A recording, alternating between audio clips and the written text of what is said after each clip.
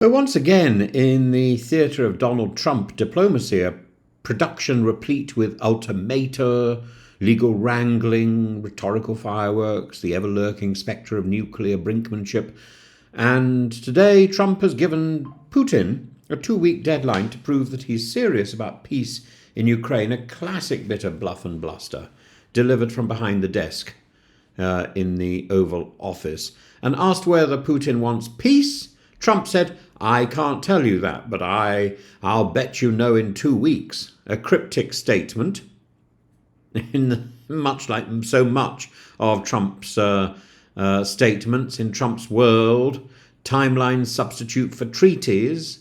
What's really being said is this: play ball or I'll escalate. Or maybe he's just offering a sort of reality TV deadline to get the game done so that you can then move on to the next game.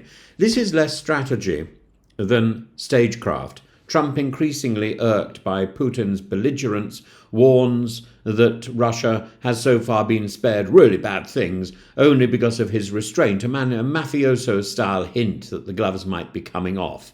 And yet the Kremlin's response was not de-escalation. Dmitry Medvedev, ever the frothing mouthpiece, threatened World War III, the diplomatic equivalent of slamming the door and setting fire to the curtains.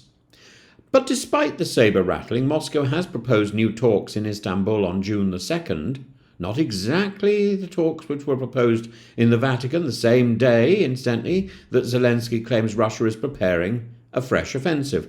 It's a grim pas de deux. Peace overtures laced with artillery. The Kremlin insists that peace requires root causes to be addressed, a euphemism for Ukrainian capitulation. And meanwhile, Ukrainian civilians die under Russian drones and new missile systems are moved into Belarus. These are not actions of a state preparing for peace. These are actions, as Zelensky says, of a state preparing to invade from the north. One could argue that Trump's deadline is aimed less at Putin and more at performance, a way of claiming control over an uncontrollable war while reviving the myth of Trump the peacemaker. After all, what's 2 weeks to end a war that's lasted 2 years?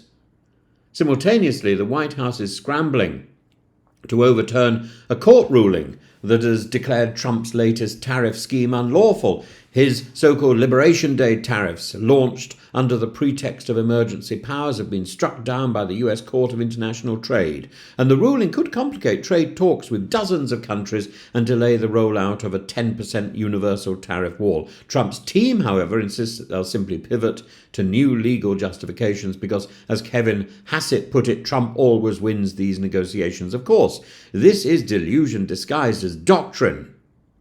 The court's intervention is a rare check on executive overreach, and it threatens to unravel the economic justification behind Trump's isolationist bravado.